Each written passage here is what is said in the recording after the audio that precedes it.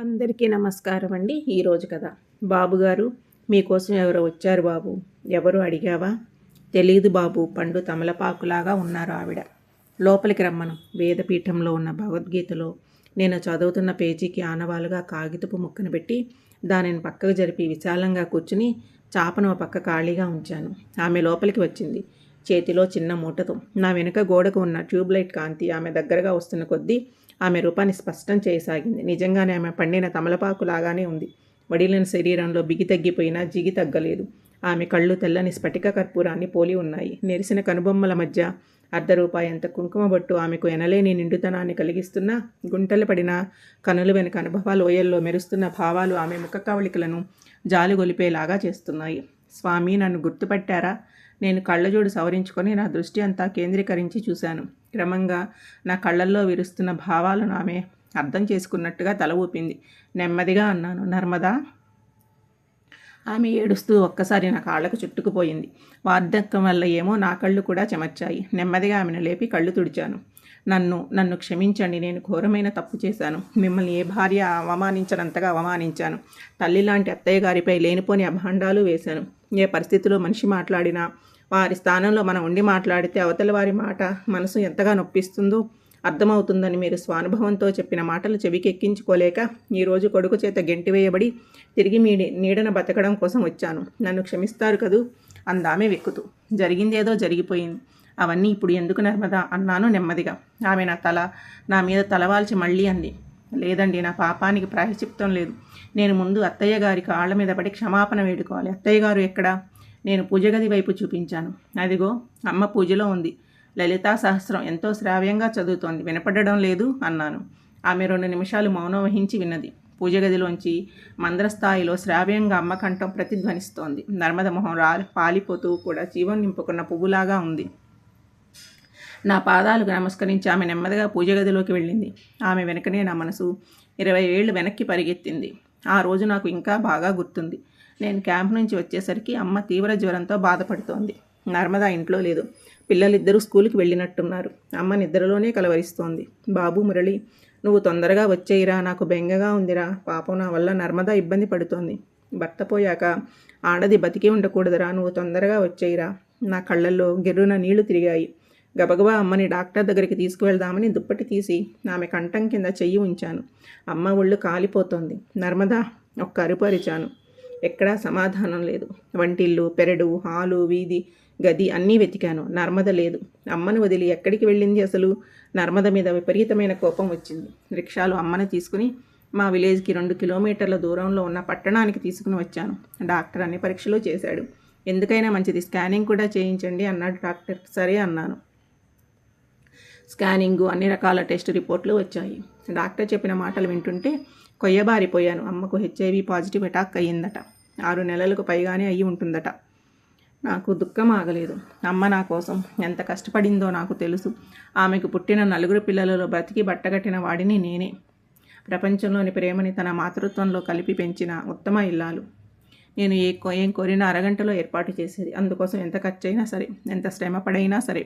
నాన్నగారు కోర్టు గుమాస్తాగా చేసేవారట. మొదట్లో మెదడులో నరాలు చిట్లి హఠాత్తుగా మరణించడంతో అమ్మ ఒంటరి అయ్యింది. తనకు ఒక మగతోడు ఉన్నాడు అన్న భావం ఆడదాని చేత ఎంత పనైనా చేయిస్తుందేమో. అందుకే కాబోలు అమ్మ నన్ను ఉత్తముడిగా, మంచి ఉద్యోగస్తుడిగా తయారు చేయడం కోసం పగలు రాత్రి వంటలు చేసి ప్రతి పైసా కూడబెట్టింది. ఆమె ఆశీర్వాద బలం వల్ల నాకు రైల్వేలో క్యాంప్ క్లర్క్ ఉద్యోగం వచ్చింది. అంతా ఆమె పుణ్యమే. అనుకోకుండా పాలకొల్లు క్యాంపుకు వెళ్ళిన నేను ఒక బట్టల షాపులో తొలి సంపాదనతో అమ్మకు చీర కొందామని వెళ్ళాను. అక్కడ నర్మదని చూశాను. వచ్చిన కస్టమర్స్ అందరికీ నర్మద శారీస్ చూపిస్తోంది. ప్రతి చీరని సగం మాత్రమే విప్పి దానిని అందంగా స్టెప్స్ పెట్టుకుని పమిట వేసుకుని మిగతా భాగంలో కుచ్చిళ్ళు పెట్టి తన చీర మీద అలవోకగా కట్టుకుని చూపిస్తుంటే ఆమె మాట్లాడే చాకచక్యానికి, ఆ చీర కట్టుకుని నిలబడిన భంగిమకు కస్టమర్లు ముగ్ధులై 1 బదులు 2-3 చీరలు కొని తీసుకుని వెళ్ళడం నా కళ్ళారా చూశాను. దానికి కారణం ఆమె అత్యద్భుత సౌందర్యం. మనసంతా లగ్నం చేసి ఒక చిత్రకారుడు గీసిన బొమ్మలాగా, తన కలల రాణిని అపురూపమైన శిల్పంగా చెక్కిన శిల్పి చేతి నైపుణ్యంలాగా నర్మదను చూస్తూనే దగ్గరగా వెళ్ళాను. ఏం కావాలి సార్ అంది.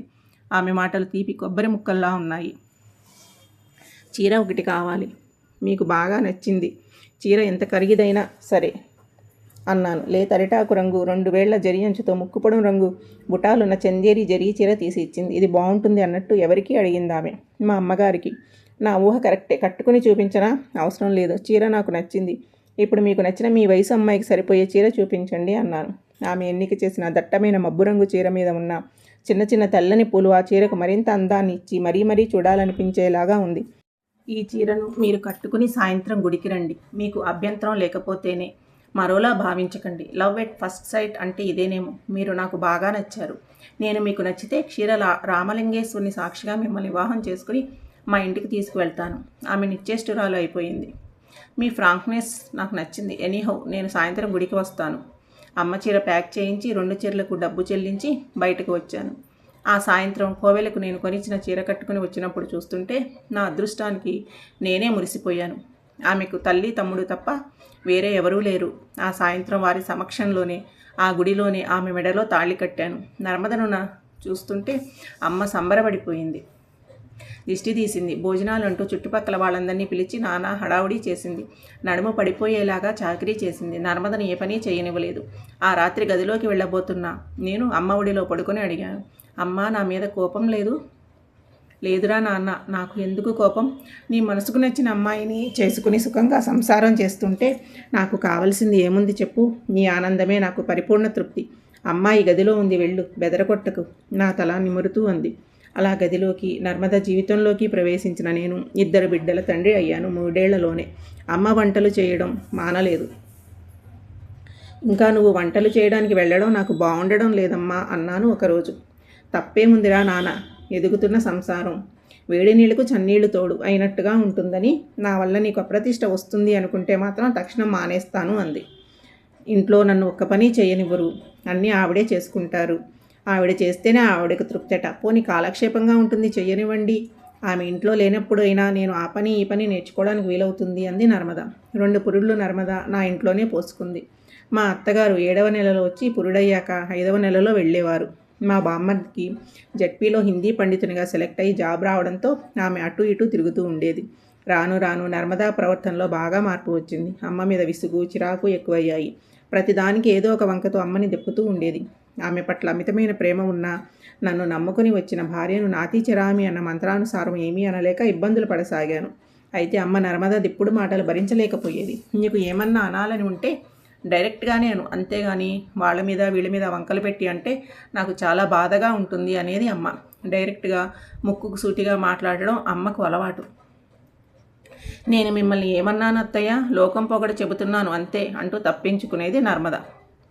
అంతేగాని తన తప్పు తెలుసుకునేది కాదు. నాకు కూడా ఆఫీసులో వర్క్ ఎక్కువగా ఉండడంతో అమ్మని పట్టించుకునే అవకాశం లేకపోయింది. వారం రోజుల క్రితం రేణిగుంట క్యాంపుకు వెళ్ళిన నేను ఆ రోజే వచ్చాను. దాని ఫలితమే అమ్మ అనారోగ్యం పాల్గొవడం తెలిసింది. అమ్మని తీసుకుని ఇంటికి వచ్చేసరికి నర్మద పక్కింటి రమణమ్మ గారితో పకపకా నవ్వుతూ కబుర్లు చెబుతోంది. అమ్మని చూస్తూనే రమణమ్మ గారు గబగబా ముందుకొచ్చి జబ్బ పుచ్చుకుని అమ్మను రిక్షాలోంచి దించి నెమ్మదిగా లోపలికి తీసుకువెళ్ళి మంచం మీద పడుకోబెట్టింది. అరే, వారం రోజుల నుంచి జ్వరమా? నాకు ఒక్కసారి మీ మనవడితో కబురు చేస్తే వచ్చి నాకు తోచిన సాయం చేద్దును కదా. బాగా జ్వరంగా ఉంది. మీరు పడుకుని విశ్రాంతి తీసుకోండి వదిన గారు. మీ కోడలు మాట వరుసకైనా అనలేదు నాతో. మళ్ళీ సాయంత్రం వస్తాను మురళి. అమ్మని పలకరించి ఆవిడతో నాతో చెప్పి వెళ్ళిపోయింది. ఇంత జరుగుతున్నా నిర్లక్ష్యంగా అమ్మని చూసి విసురుగా లోపలికి వెళ్ళిపోతున్న నర్మదను అడిగాను నేను కోపంగా. నర్మదా, ఇందాక ఎక్కడికి వెళ్ళావు? అమ్మ అంత జ్వరంతో ఒళ్ళు కాలిపోతూ మంచంలో పడి ఉంటే కాస్త పక్కనుండొచ్చు కదా. రోజు ఉండే పెత్తనాలే కదా అన్నాను విసుగ్గా. నేను ఊహించినంత వేగంగా రెచ్చిపోయింది నర్మద. అంటే నేను రోజు కొంప వదిలి పెత్తనాలకు వెళ్తున్నాను అనేగా మీ ఉద్దేశం? మీతో అలా చెప్పారన్నమాట ఆవిడ. బాగుందండి, చాలా బాగుంది. వంటల పేరుతో రోజు ఇల్లు విడిచి వెళ్ళేది ఆవిడ, క్యాంపుల పేరుతో కొంప వదిలిపోయేది మీరు. ఆ 2 వెధవలు పిల్లలకు చాకరీ చేసుకుంటూ కూపస్థ మండూకంలాగా నేను మాత్రం కొంపలో పడి ఉండాలి. ఒక సరదా ఉండదు, ఒక ముద్దు ముచ్చట ఉండదు, కొద్దిసేపు బయటికి వెళ్ళడం ఉండదు, సంవత్సరానికి ఒకసారి అయినా ఓ తీర్థయాత్ర అయినా ఉండదు. అయినా నా పిల్లల్ని నాకు కాకుండా చేయాలని మీ అమ్మగారి ఆలోచన. నీ పిల్లల్ని నీకు కాకుండా చేస్తే ఏమొస్తుందా ఆవిడికి? సీరియస్గా అడిగాను. ఏమొస్తుందా? వాళ్ళు నా మాట వినకుండా కొంపలో ఉన్నంతసేపు బామ్మ అంటూ ఆవిడ వెనకాలే పడతారు. నేనేం పెట్టినా వాళ్ళకి నచ్చదు. బామ్మ అయితే బాగా చేస్తుంది అంటారు. ఆమెకు చేసే ఓపిక లేకపోతే వాళ్ళకి డబ్బులు అలవాటు చేస్తున్నారు.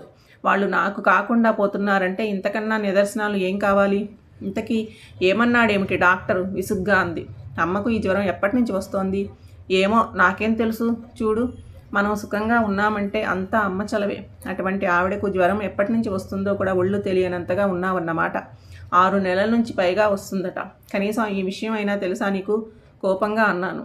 తెలుసు. తెలిస్తే మొదటిసారి 6 నెలల క్రితం జ్వరం వచ్చినప్పుడు మన ఊర్లో ఆర్ఎంపీ డాక్టర్ను తీసుకువచ్చి ఇంజెక్షన్స్ కూడా వేయించాను. మీకు తెలుసా ఈ సంగతి? ఇన్ని చెప్పినా ఆవిడ ఆ విషయం చెప్పలేదా? నేను ఆవిడ విషయంలో జాగ్రత్తగా లేను అంటారు కదా. మతి లేకుండా మాట్లాడుకు. అమ్మ ఒంటి మీద స్పృహ లేకుండా పడి ఉంటే ఆవిడే అన్నీ చెప్పిందని ఆడిపోసుకుంటావెందుకు? అయినా రిక్షా ఎక్కి 10 రూపాయలు ఇస్తే టౌన్కి వెళ్తాం. టౌన్కి తీసుకెళ్ళి చూపించవచ్చు కదా. ఆ పనేదో మీరు చేశారుగా. ఏమైంది ఇప్పుడు? ఏమైందా? అమ్మకు హెచ్ఐవి పాజిటివ్ లక్షణాలు రక్తంలో కనిపించాయట రిపోర్ట్స్లో. అందుకే ఈ జ్వరమట అన్నాను వణుకుతున్న కంఠంతో. ఒక క్షణం కొయ్యబారిపోయింది నర్మద. కళ్ళల్లో గిర్రున నీళ్లు తిరుగుతుండగా గబగబా లోపలికి వెళ్ళిపోయింది. అమ్మకి కాఫీ కలుపుకురావడం కోసం అనుకున్నాను. 10 నిమిషాలలో పెట్టెతో సహా బయటికి వచ్చింది. ఈసారి ఆశ్చర్యపోవడం నా వంతు అయ్యింది. నర్మదా, ఏమిటిది? ఎక్కడికి? ఇస్తుపోతూ అడిగాను. ఎక్కడికా? ఈ ఇంట్లో ఇంకొక క్షణం కూడా ఉండను. శుభం. తెలియని నా పిల్లలకు మందులేని పాపిష్టి అంటుకోకుండా ఉండాలి అంటే ఇదొక్కటే మార్గం. నువ్వు ఆలోచించే మాట్లాడుతున్నావా ఆ మాట? ఆశ్చర్యంగా అడిగాను. అవును, బాగా ఆలోచించి అంటున్నాను. వంటల పేరుతో ఎక్కడెక్కడో తిరిగి లేనిపోని రోగాలు అంటించుకుని వచ్చి నోర్ముయ్ లాగి బలమంతా ఉపయోగించి చాచి కొట్టాను నర్మదా చెంప మీద. ఆ దెబ్బకు ఆమె 3 అడుగుల దూరంలో పడిపోవడమే కాదు, 2 క్షణాల్లోనే ఆమె చెంప మీద 4 వేళ్లు వాతలు తేలి తేనె రంగులో స్పష్టంగా కనిపించసాగాయి. నువ్వు మనిషివా పశువా? ఆలోచించే మాట్లాడుతున్నావా నువ్వు? అసలు మా అమ్మని అంత మాట అంటావా? కోపంతో ఊగిపోతూ అరిచాను. అంటాను. అంతకంటే 10 మాటలు ఎక్కువే అంటాను. ఎంతసేపు అమ్మ అమ్మ అంతా అమ్మే కావాలనుకుంటే నన్నెందుకు పెళ్లి చేసుకున్నారు? తయారయ్యారు. నా బతుకు నాశనం చేశారు. క్యాంపు పేరుతో మీరు మాత్రం బయట చెడు తిరుగుళ్ళు తిరగడం లేదని నమ్మకం ఏమిటి? మీరు ఆ తల్లికి కొడుకేగా. లేచి చీరకొంగు నడుము చుట్టూ బిగించి కంట నరాలు తెగిలేలారుస్తున్న నర్మద నోట్లోంచి వస్తున్న ప్రతి మాట నన్ను పదునైన బ్లేడుతో కోస్తున్నట్లుగా ఫీల్ అయ్యాను. ప్రేమించి పెళ్లి చేసుకున్న భర్తను అసహ్యకర భావంతో అంత నీచంగా మాట్లాడింది. ఇంకా తన మొహం కూడా చూడాలనిపించలేదు నాకు. అదే మాట నీ కోడలు నిన్ను అన్నాడు తెలుస్తుంది. అందం ఆడదానికి శాశ్వతం కాదు. దాన్ని చూసుకుని మిడిసిపడుతున్న నువ్వు ఇంతకింత అనుభవిస్తావు. వెళ్ళు, తక్షణమే నా ఇంట్లోంచి వెళ్ళిపో. ఆవేశంతో ఊగిపోతూ అన్న నేను సర్పద్రష్టలా ఆగిపోయాను. దురదృష్టం నన్ను వెంటాడుతుందేమో. అప్పుడే స్కూల్ నుంచి రిక్షా దిగి లోపలికి వస్తున్న బాబు పాపలను తీసుకుని అటు నుంచి అట్టే పెట్టెతో సాదే రిక్షా ఎక్కి నర్మద వెళ్ళిపోతుంటే నేను స్తబ్దున్నే అలాగే ఉండిపోయాను. ఇంత జరుగుతున్న అమ్మ కట్టెలాగా స్పృహ లేకుండా పడి ఉంది, దీర్ఘంగా శ్వాస తీస్తూ మంచంలో. ఆ సాయంత్రం నాకు తెలిసిన భయంకర రహస్యం. మా ఊరి కరణంగారి అబ్బాయి పోతురాజు మంచి జల్సారాయుడు, సకల గుణాభిరాముడు. ఎయిడ్స్తో మరణించాడట. ఎన్నో పట్టణాలు నగరాలు తిరిగినా ఫలితం లేకపోయిందట. ఆఖరికి మా ఊరి ఆర్ఎంపీ డాక్టర్ పర్యవేక్షణలో చనిపోయాడు. అదే మా ఊర్లో మొదటి ఎయిడ్స్ కేసు. 2వ కేసు అమ్మదే అవుతుంది. అంటే అమ్మని పోతురాజు వంటకెళ్ళినప్పుడు ఏమైనా చేసి ఉంటాడా? నా భయంకర ఊహే భరించలేకపోయాను. చీచి, కన్న తల్లి గురించి ఎంత హీనంగా ఆలోచిస్తున్నాను. 6 నెలలు సహవాసం చేస్తే వారి బుద్ధులు వీరికి వచ్చినట్లుంది నా పని. ఎందుకైనా మంచిదని ఆర్ఎంపీని కలిశాను. అన్నట్టు మీ అమ్మగారికి ఎలా ఉందోయ్ అని అడిగాడు ఆయన. బాగానే ఉంది, కానీ మా అమ్మగారికి ఒంట్లో బాగుండనట్లుగా మీకు ఎలా తెలుసు? ఆశ్చర్యపోతూ అడిగాను నేను. ఇందాక రమణమ్మ గారు కనిపించి చెప్పారు. 6 నెలల క్రితం ఒకరోజు నేను పోతురాజు ఇంటి దగ్గర ఉంటే మీ ఆవిడ అర్జెంటుగా రమ్మని కబురు చేసింది. వాడికి ఇంజెక్షన్ చేసే సరాసరి మీ ఇంటికి వచ్చాను. మీ అమ్మగారు తీవ్ర జ్వరంతో బాధపడుతున్నారు. అర్జెంటుగా ఇంజెక్షను మందులు రాసి ఇచ్చాను. మీ ఆవిడ డబ్బులు లేవంది. సరే కదా అని నా దగ్గరే ఉన్న మందుతో ఇంజెక్షన్తో చేశాను. ఆ తర్వాత జ్వరం తగ్గాక మీ అమ్మగారు నాకు డబ్బులు ఇచ్చేశారు అనుకో. అప్పటి నుంచి తరచుగా జ్వరం వస్తూనే ఉందటగా. ఎందుకైనా మంచిది పట్టణంలో హాస్పిటల్లో చేర్పించేయి ఒక ఉచిత సలహా పడేశాడు ఆయన నాకు.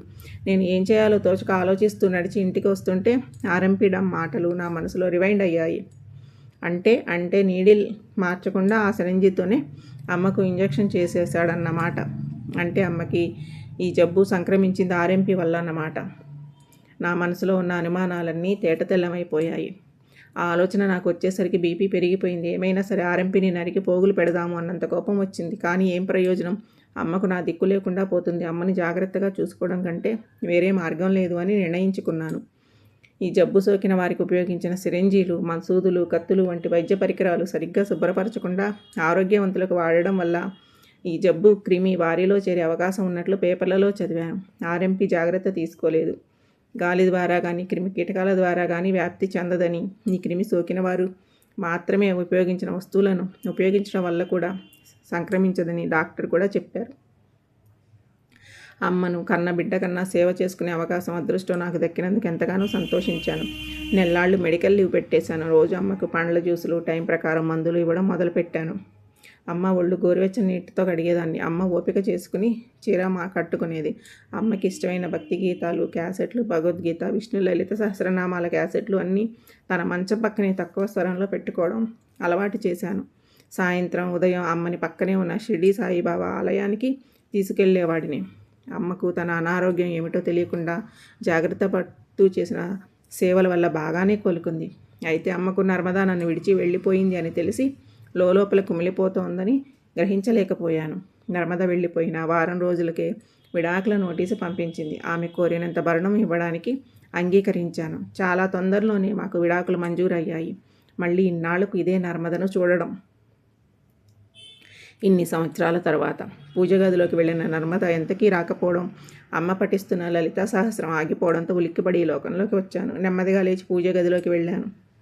నర్మద పూజా మందిరంలో దీపకాంతిలో సజీవంగా నవ్వుతున్నట్లు ఉన్న అమ్మ ఫోటో ముందు సాష్టాంగ ప్రమాణం చేస్తున్నట్లుగా పడుకుని ఉంది. నేను ఉలిక్కిపడ్డాను.